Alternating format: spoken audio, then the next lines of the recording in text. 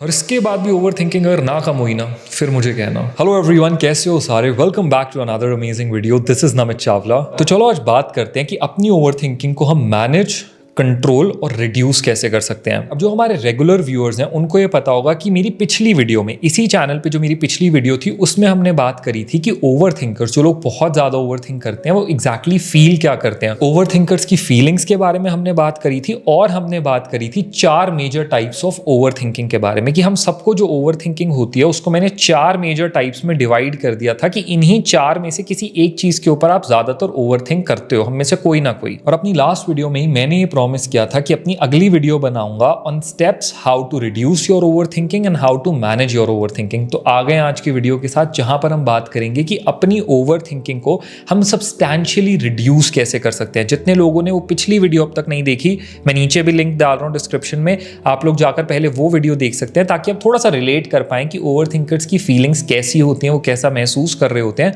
और 4 major types of over thinking जिसके बारे में हमने बात करी थी, वो मेजर टाइप्स क्या होते हैं। तो उस वीडियो का लिंक नीचे डिस्क्रिप्शन में आप लोग देख सकते हो। बाकी आज की वीडियो में हम बात कर रहे हैं कि अपनी ओवर थिंकिंग को हम रिड्यूस या मैनेज कैसे कर सकते हैं। अब मैंने ये क्यों नहीं कहा कि हम ओवर थिंकिंग को बिल्कुल खत्म कैसे कर सकते हैं, रूट से बिल्कुल जीरो कैसे कर सकते हैं। वो इसीलिए नहीं कहा क्योंकि ये एक थोड़ा सा टाइम टेकिंग प्रोसेस होता है। जैसे कि हम रातों रात ओवर थिंकर नहीं बन जाते, ऐसा नहीं होता कि एक अचानक दिन हम बहुत ज्यादा ओवर थिंकिंग में लग गए। नहीं, ये काफी वक्त से, ओवर थिंकर्स को पता होगा ये पैटर्न कुछ लंबे वक्त का होता है कि हम काफी वक्त से, हमारी आदत होती है चीजों को लेकर ओवर थिंक करने की। वैसे ही हमारी जो ओवर थिंकिंग रिड्यूस भी है ना, वो स्टेप बाय स्टेप होती है, डेफिनेटली होती है। बिल्कुल रिड्यूस हो जाएगी आपकी over thinking, but step by step. अब सबसे पहले तो एक चीज जो मैं बिल्कुल क्लियर कर दूं आप लोगों से, कि अक्सर क्या होता है, एक ओवर थिंकर जब भी अपनी फीलिंग्स जाके किसी को एक्सप्रेस करता है ना, अपने पार्टनर को, अपने किसी फ्रेंड को, अपने पेरेंट्स को, अपने सिबलिंग्स को, वो बताता है कि मुझे ना बहुत ओवर थिंकिंग हो रही है इस चीज को लेकर, बहुत अलग अलग थॉट्स आ रहे हैं।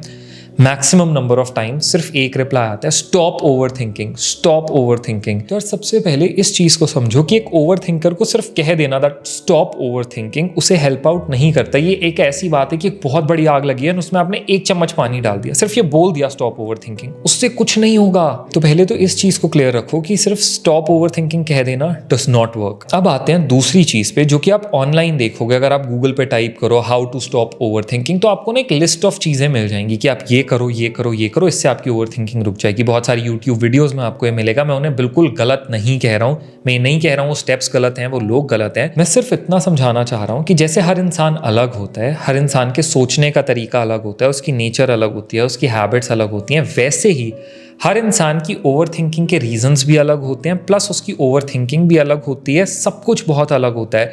तो एक स्टैंडर्ड वे ना हमेशा हर किसी को हेल्प आउट नहीं कर देता। जैसे फॉर एग्जांपल लोग अक्सर कहते हैं मेडिटेशन करो, मेडिटेशन से ओवर थिंकिंग कम होगी। बहुत अच्छा वे है, मैं बिल्कुल नहीं कह रहा इसमें कुछ कमी है, पर कुछ लोगों के लिए काम नहीं करता। कुछ लोग जो सुबह सुबह या किसी भी दिन के टाइम में मेडिटेशन के लिए ध्यान में बैठते हैं, तो उस वक्त उनकी ओवर थिंकिंग और बढ़ जाती है। जैसे ही वो आंखें बंद करके बैठते हैं मेडिटेट करने, वो सारे थॉट्स और ज्यादा उनके अंदर आने लगते हैं। तो मैं मेडिटेशन को गलत नहीं कह रहा हूं, बिल्कुल बहुत से लोगों के लिए वर्कआउट करता होगा, पर कुछ पोर्शन ऑफ पीपल ऐसे भी है जिनके लिए ये चीज वर्कआउट नहीं करती। वो लोग उस टाइम पे क्या करें? तो बस इसीलिए मैं बिल्कुल ग्राउंड लेवल पे बात कर रहा हूं, इंडिविजुअल लेवल पे, जिससे हर इंसान रिलेट कर पाए। तो अगर कुछ बुक रिटन मेथड्स की जो ऑलरेडी लिखे गए हैं वो आपके लिए वर्क नहीं कर रहे हैं, तो आप क्या करो? तो इसमें मेरा खुद का ट्राइड एंड टेस्टेड एक मेथड है जो मुझे लगता है हमारी ओवर थिंकिंग को ना सब्सटैंशियली रिड्यूस करता है। और जब हर बार हमें ओवर थिंकिंग होगी ना, जब हम हर बार इसे यूज करते हैं, तो हमारी ओवर थिंकिंग को धीरे धीरे धीरे धीरे बहुत रिड्यूस कर देता है। तो अपनी पिछली वीडियो में मैंने बताया था कि ओवर थिंकिंग के मेजरली 4 टाइप्स होते हैं। मैंने उसको 4 टाइप्स में डिवाइड किया, आप एक बार उसे देख सकते हो। मैं फिर भी अभी वो 4 टाइप्स बताऊंगा,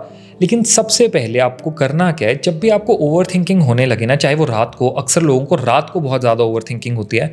अगर रात को 12 बजे, 1 बजे, 2 बजे आपको ऐसे कोई थॉट्स आ रहे हैं, या दिन में भी किसी भी टाइम जब आपको ओवर थिंकिंग होने लगे ना, तो पहले खुद को शांत करो कि ठीक है थॉट्स आ रहे हैं, एक जगह शांति से बैठो। मैं ये नहीं कह रहा किसी पर्टिकुलर स्पॉट में, नहीं, ड्राइव कर रहे हो तो गाड़ी को साइड लगा के आराम से गाड़ी में, घर पे हो तो अपने सोफा पे, बेड पे, कहीं भी जहाँ पे आप आराम से बैठ सकते हो, शांति से बैठो और पहले अपनी ओवर थिंकिंग को आइडेंटिफाई करो कि जो 4 मेजर टाइप्स कहे गए हैं उनमें से आपकी ओवर थिंकिंग किस टाइप की है, किस चीज़ को लेकर आपको इतना ओवर थिंक हो रहा है। और जब आपको ये डिफाइन हो जाए ना कि हाँ इस वजह से मैं इतना ओवर थिंक कर रहा हूँ, फिर अपने आप को उसी पर्टिकुलर वजह के अकॉर्डिंग कुछ चीज़ें आपको समझानी है। अब हम उन चारों different types of over thinking के बारे में बात करते हैं। आपको ये आइडेंटिफाई करना है कि मुझे इस वक्त किस चीज़ को लेकर ओवर थिंकिंग हो रही है, यानी किस टाइप की ओवर थिंकिंग हो रही है। और जिस भी टाइप की वो ओवर थिंकिंग है, आपको खुद को उसी के रिलेटेड जो भी मैं बताऊंगा वो चीज़ें खुद से कहनी है। जब आप खुद से वो कहोगे, उस चीज़ के बारे में सोचोगे ना, इंस्टेंटली आपको दिखेगा ओवर थिंकिंग बहुत रिड्यूस हो रही है। देखो, सबसे पहला टाइप मैंने आप लोगों को बताया था, रिविजिटिंग द पास्ट। जब हम अपने पास्ट को लेके बहुत ओवर थिंक कर रहे होते हैं कि यार शिट, कल क्या हुआ, ये ऐसा हो गया, अब क्या, तब क्या, ऐसे क्या, वैसे क्या, ये 6 महीने पहले हुआ था, 1 साल पहले हुआ था, अगर ये हुआ ही ना होता तो आज ये हो जाता, आज ऐसा हुआ ही ना होता तो वैसे हो जाता। जब हम पास्ट को लेके बहुत ओवर थिंक कर रहे होते हैं, this is the first type, revisiting the past. अब अगर आपको ये दिख जाता है, आप आइडेंटिफाई कर लेते हो कि हाँ मैं अपने पास्ट को इस वक्त लेके बहुत ओवर थिंक कर रहा हूँ, तो आपने आराम से शांति से सोचा, आपको समझ में आ गया हाँ यार मैं अपने पास्ट को लेके बहुत ओवर थिंक कर रहा हूँ, उस वक्त आप इस चीज़ को समझो, अपने आप को ये बात समझाओ कि ना एक बहुत समझदार इंसान ने एक बार एक बात कही थी कि अगर मेरे पास अपनी ज़िंदगी का पिछला 1 मिनट बदलने का मौका भी होता ना, अगर मुझे इतना भी मिल जाता मौका कि अपनी लाइफ का 1-1 मिनट करके भी मैं अपनी लाइफ में पीछे जाके चीज़ें बदल सकता हूँ, मैं इस दुनिया का राजा बन जाता। तो बस इतनी सी ही बात है कि अगर आप अपनी ज़िंदगी का पिछला 1 मिनट भी नहीं बदल सकते, तो ये सोच के बार बार क्यों बुरा फील करना कि यार अगर मैंने 1 साल पहले वो ना किया होता ना तो आज मेरे साथ ये सब ना हो रहा होता, या मैंने 6 महीने पहले अगर ये सब ना किया होता तो शायद आज ये ना हो रहा होता। नहीं, वो वक्त बीत चुका है। मैं कहता हूं चलो आप आधा घंटा क्या, 1 घंटा, 2 घंटे, 2 दिन, 4 दिन, हफ्ता उसी चीज के बारे में भी कंटिन्यूअसली सोचते रहो ना कि यार इतने वक्त पहले ये हुआ था, तब ऐसा करता तो ये हो जाता, तब वैसा करता तो वो हो जाता, और अगर उससे कुछ भी बदल जाए, मैं कहता हूँ इतना सोचने से आपका 0.1% भी कुछ बदल जाए ना, मैं कहता हूँ आप सोचो। पर ये हम दोनों जानते हैं कि आप चाहे कितना ही पास्ट को लेकर सोच लो, ये दुनिया जो है ना, वो भगवान, ये यूनिवर्स जो है, हमें वो मौका नहीं देते कि पास्ट में जाकर हम चीज़ें बदल लें। अब तक तो नहीं है, फ्यूचर में टाइम मशीन आ जाए अलग बात है, पर अब तक किसी के पास वो मौका नहीं है। और आप कितना ही सोच लो, मैं कहता हूँ आप खाना ना खाओ, रातों तक ये सोचते रहो, कई दिनों तक यही सोचते रहो, कुछ नहीं बदलेगा। सोचते रहो, खुद को परेशान कर रहे हो, करते रहो, वो अपनी एक इच्छा होती है। It's said that sometimes we choose to overthink. आप वही कर रहे हो, आप चूज कर रहे हो खुद को परेशान करना। तो अपने आप को सिर्फ इतना बताओ कि यार देखो, जो पास्ट में होना था हो गया, मुझसे कुछ गलतियां हुई हैं पास्ट में, आई एग्री, कुछ गलत लोगों को लेकर, कुछ गलत डिसीजंस को लेकर, कुछ गलत सिचुएशंस को लेकर, हाँ कुछ गलतियां हुई हैं, पर अब मैं अपने प्रेजेंट पे वर्क कर सकता हूँ। मेरे हाथ में प्रेजेंट ही है। मैं पीछे को लेके कितना ही सोचूं, वो थॉट्स किसी काम नहीं आएंगे, टाइम वेस्ट कर रहा हूँ मैं अपना। उससे अच्छा किसी अच्छी जगह वो टाइम लगा देता हूँ।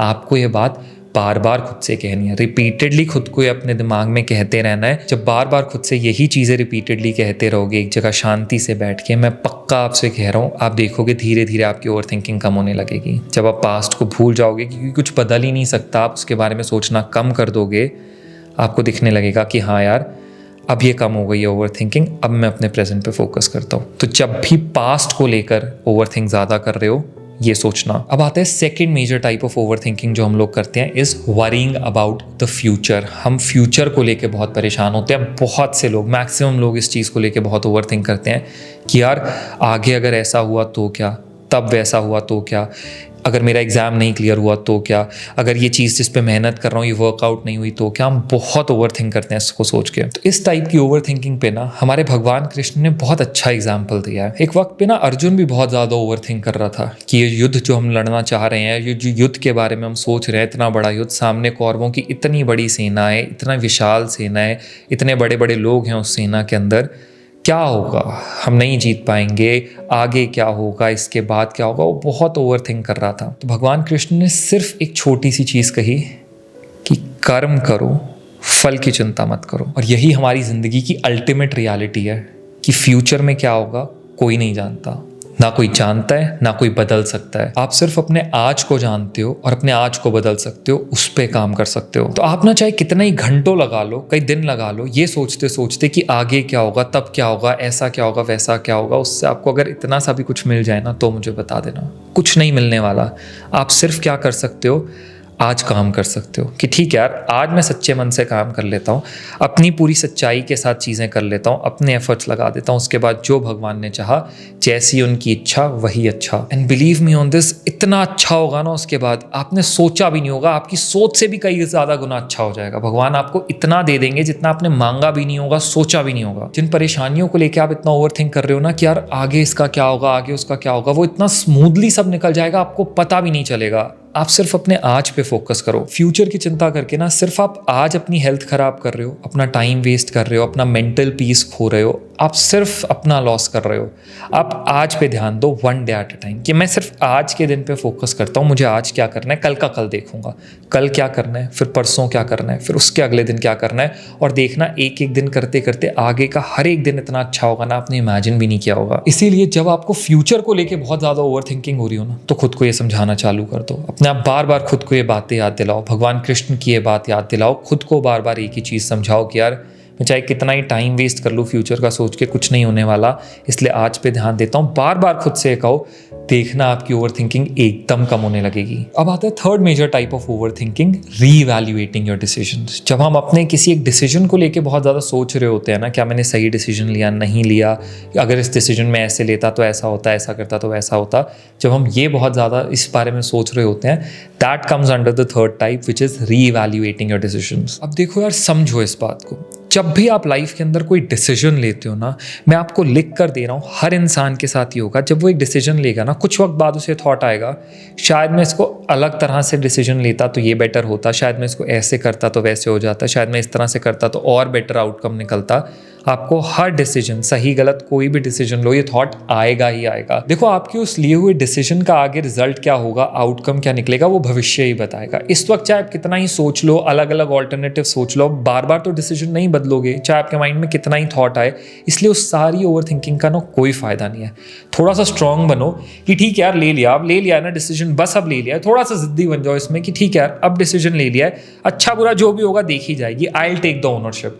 सही रिजल्ट निकलेगा आगे, सही आउटपुट होगा तो भी मेरा, नहीं होगा तो भी मैं संभालूंगा, I will take the ownership, but decision ले लिया, मुझे बार बार नहीं सोचना है। तो इसलिए जब भी किसी डिसीजन को लेकर बहुत ज़्यादा रीवैल्यूएट कर रहे हो ना अपने दिमाग में, खुद को यही बात बार बार कहना, रिपीटेडली कहना, देखना, थोड़ी ही देर के अंदर आपकी ओवर थिंकिंग कम होने लगेगी, आप उस चीज़ के बारे में कम सोचने लगोगे और किसी प्रोडक्टिव जगह पे अपना दिमाग लगा लेना, you will feel very much better. अब आती है fourth major type of over thinking, that is social opinion. हम में से बहुत से लोग इस चीज़ को लेकर बहुत ज़्यादा ओवर थिंक करते हैं कि सामने वाला मेरे बारे में क्या सोच रहा होगा, या उसके मन में मेरे बारे में क्या होगा, या सामने वाले के मन में मेरे को लेकर क्या ओपिनियन होगी, या अगर सामने वाला कोई इंसान आपके बारे में कुछ गलत कह दे, कुछ थोड़ा सा सही ना कहे, तो वो आपको बहुत ज़्यादा इफेक्ट करने लगता है, आप उस पर बहुत ज़्यादा ओवर थिंक करने लगते हो। ये एक बहुत common type of over thinking है और बहुत मेजर वन भी है। अब इस तरह की ओवर थिंकिंग में ना मैं खुद को सिर्फ एक ही चीज़ याद दिलाता हूँ। एक बड़े ही समझदार इंसान ने ना एक वक्त पे मुझे एक बात कही थी कि ना, मैं तुम ना सामने वाले के लिए चाहे कितना ही कर लो, कुछ भी क्यों ना कर लो, अपने आप को काट के भी उसके सामने रख दो ना, फिर भी बहुत चांसेस हैं कि वो उसमें कुछ ना कुछ कमी निकाल लेगा और आपके बारे में कोई ना कोई गलत ओपिनियन बना लेगा। उन्होंने ना मुझे एक ही चीज़ कही कि नमित, आप सबकी बुक्स में सही नहीं हो सकते, आप सबके लिए सही करो, सामने वाले के लिए बहुत अच्छा कर दो, फिर भी हो सकता है किसी एक रीज़न से वो आपको अपनी बुक में कुछ गलत समझ ले, वो आपको लेकर अपने मन में कोई ना कोई गलत थॉट रख ले और आप उसको नहीं बदल सकते। आप चाहे उसको कितना ही दिखा लो, कितना ही समझा लो, कुछ भी कर लो, लेकिन अगर उसने सोच लिया ना कि मेरे को अपने दिमाग में इस इंसान के लिए यही थॉट रखना है, वो वही रखेगा। इसीलिए कोई मैटर नहीं करता यार कि सामने वाला आपके बारे में क्या सोच रहा है, उसके मन में क्या है, क्योंकि वो आप नहीं बदल सकते। आप, मैं कहता हूँ, लिख के देता हूँ, आप चाहे कितना ही अच्छा कर लो, कुछ भी कर लो, सामने वाला आपके बारे में क्या सोचेगा आप उसको नहीं बदल सकते, आप चाहे कितना ही अच्छा क्यों ना कर लो। और ये तो मेरी अपनी खुद की ट्राइड एंड टेस्टेड बात है, इसीलिए आप सब लोगों को समझा रहा हूँ, आप सामने वाले का ओपिनियन नहीं बदल सकते, चाहे कितने ही सही क्यों ना हो। अगर उसने आपको गलत मान लिया ना, वो आपको गलत ही मानेगा, चाहे आप कितना ही एक्सप्लेन क्यों ना कर दो खुद को। तो इसीलिए ना आपके लिए सिर्फ इतना मैटर करना चाहिए कि यार मैंने अपना बेस्ट दिया, मैंने सब कुछ सही किया, मैंने कुछ गलत नहीं किया। अब सामने वाला जो सोचना चाहे सोचिए, मैं चाहे कितना ही ओवर थिंक क्यों ना कर लूँ कि वो मेरे बारे में क्या सोच रहा होगा, वो ऐसा क्यों सोचता है, वो ऐसा क्या रीज़न से सोचता है, क्या मैंने ऐसा गलत किया, क्या सही किया। आप चाहे कितना ही ओवर थिंक क्यों ना कर लो, कितनी ही देर क्यों ना ओवर थिंक कर लो, उस सामने वाले का ओपिनियन उससे नहीं बदलेगा। तो आप अपने आप को परेशान कर रहे हो, खुद को हर्ट कर रहे हो, अपनी हेल्थ खराब कर रहे हो, आप सिर्फ खुद के साथ ही गलत कर रहे हो, इससे उसका ओपिनियन नहीं बदलने वाला। तो इसलिए जब भी किसी सामने वाले की ओपिनियन को लेकर अपने दिमाग में आप बहुत ओवर थिंक कर रहे हो ना, तो खुद को यही बात याद दिलाना, बार बार खुद को ये चीज़ समझाना कि ठीक है, एक जगह बैठ के खुद को ये बताना कि यार मैं चाहे कितना ही सोचूं, उससे उसका ओपिनियन नहीं बदलेगा। वक्त पे छोड़ देता हूँ, अगर उसको मेरी सही साइड दिखनी होगी, उसको चीज़ें सही से समझनी होंगी, वो समझ जाएगा। नहीं समझनी होंगी तो चाहे मैं कुछ भी क्यों ना कर लूँ, वो नहीं समझेगा। जब आप खुद को बार बार ये चीज़ समझाओगे, अपने आप देखना धीरे धीरे आपकी ओवर थिंकिंग कम होने लगेगी। तो यार ये थी कुछ बातें जो खुद को समझा करना आप अपनी ओवर थिंकिंग को धीरे धीरे कम कर सकते हो। लेकिन हमें एक बहुत ज़रूरी चीज़ समझने की ज़रूरत है कि ओवर थिंकिंग कोई बीमारी नहीं है, ओवर थिंकिंग गलत भी नहीं है। ओवर थिंकिंग सिर्फ आपके कुछ थॉट्स हैं जिनको आप बहुत ज़्यादा ही सोच रहे हो, जिनका प्रेशर आप अपने दिमाग पे इतना बड़ा क्रिएट कर रहे हो, इसीलिए हम कहते हैं कि आप बहुत ओवर थिंक कर रहे हो। वो सिर्फ आपके थॉट्स हैं, कुछ ऐसा गलत नहीं है उसमें। और इसीलिए अपनी उस ओवर थिंकिंग को चैनलाइज करने का तरीका भी यही है कि आप अपने आप को ना सही थॉट्स दो, अपने आप को सही चीज़ें अपने मन में कहो। अपने आप देखना वो जो प्रेशर है ना सर के ऊपर, वो रिलीज होने लगेगा, वो कम होने लगेगा, धीरे धीरे वो प्रेशर उतरने लगेगा और आपको बेटर फील होना स्टार्ट होगा। इसीलिए यार इस वीडियो को सेव करके अपने पास रख लो और जब भी ओवर थिंकिंग करने लगो ना, पहले अपनी ओवर थिंकिंग आइडेंटिफाई करना कि मैं किस टाइप की ओवर थिंकिंग कर रहा हूँ या कर रही हूँ, और फिर उसी टाइप की चीज़ें अपने आप को समझाना। उस टाइप की ओवर थिंकिंग को कॉम्बैट करने के लिए जो थॉट्स आपको चाहिए वो अपने माइंड में बार बार चलाना। मैं पक्का कह रहा हूँ आपकी ओवर थिंकिंग बहुत कम हो जाएगी और धीरे धीरे आपकी हैबिट बन जाएगी। आपको हर बार खुद को याद भी नहीं दिलाना पड़ेगा और ऑटोमेटिकली आपकी ओवर थिंकिंग एक पॉइंट के बाद खत्म हो जाएगी। और अब आप लोग मुझे कमेंट्स में बताओ कि अक्सर जब आपको ओवर थिंकिंग बहुत ज़्यादा होती है तो आप क्या करते हो? क्या आप कोई और टेक्निक यूज़ करते हो या क्या करते हो आप उस वक्त पे जब आपको बहुत ज़्यादा ओवर थिंकिंग हो रही है? प्लीज़ मुझे नीचे कॉमेंट्स में बताओ ताकि और भी लोगों को पता चले कि इस ओवर थिंकिंग के टाइम पे क्या करना चाहिए, क्या होता है, और कैसे लगे आपको आज के वेज जो मैंने समझाए, कैसे लगे आपको। प्लीज़ मुझे नीचे कमेंट्स में ज़रूर बताना। मैं आप सब लोगों के कमेंट्स पढ़ता हूँ, I would love to read them. इसलिए अपना कमेंट्स में ओपिनियन ज़रूर देना कि आपका क्या थॉट है आज के इन सारे वेज के ऊपर और आप क्या करते हो जब आपको बहुत ओवर थिंकिंग होती है। बाकी अगर आपको आज की वीडियो सच में अच्छी लगी हो तो वीडियो को लाइक ज़रूर कर देना, और जो लोग अभी हमारे चैनल पर नए हैं जल्दी से चैनल को सब्सक्राइब कर लो, क्योंकि अभी आगे ऐसी बहुत सारी और अमेजिंग और रिलेटेबल वीडियोज़ आने वाली हैं और आप किसी एक भी वीडियो को ना मिस करो। इसलिए जल्दी से चैनल को सब्सक्राइब कर लो। तो अब जल्दी से मिलते हैं एक और नई और बहुत ही अमेजिंग रिलेटेबल वीडियो के साथ। तब तक thank you so much for watching guys, love you all.